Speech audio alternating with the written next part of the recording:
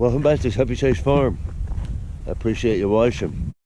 This is definitely one of those days I'd rather find something else to do that would take me inside. But I do have some projects to knock out. One of those projects is finishing up a holding pen for the pasture-raised pigs I'll be bringing in here in a couple months. And even though I've got a little bit of time here, I think everything's going to start coming on top of me at once. These pigs will come in about the same time my first batch of 500 chickens will come in. So I need to start knocking some of these projects out while I have a chance. I'm up here in the corral area. What I'm trying to do here is put together a little area where I can bring these piglets in, and I will leave them here for a week or so as I get them used to electric fence before I put them out on pasture. To do that, I've already put in some hog panels. So I've got hog panels going from here down to here, and then I have woven wire fence coming around, and then I come up on this side. I have put in a couple locust posts here and here. This will be where my gate goes, which will be part of the project for today. The other thing that I'm going to do is put electric fence, electric poly wire right here, one just a little bit above the ground and another one a little higher, and I'll put that all the way around this little paddock area. And what that will do is allow the pigs to get a chance to get used to electric.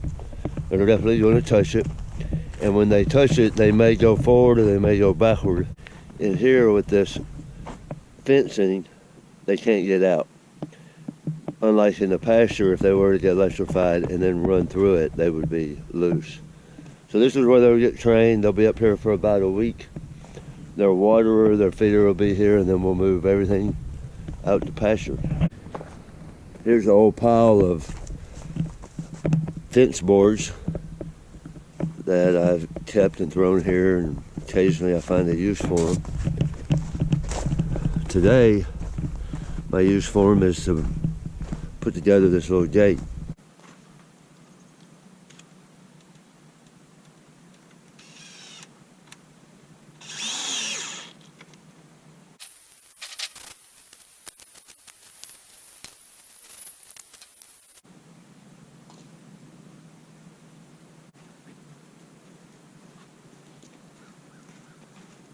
Hey, got my gate done right here.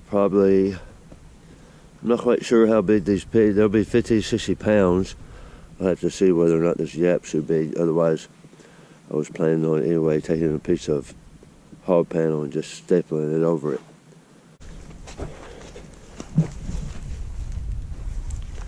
Now what I'm going to do is I'm going to start right here.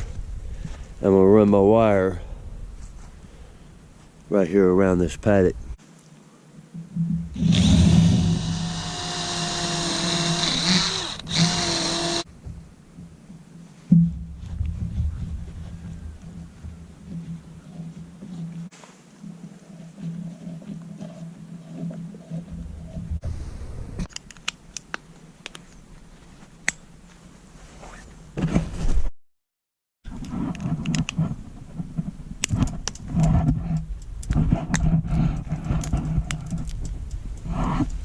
Another project down.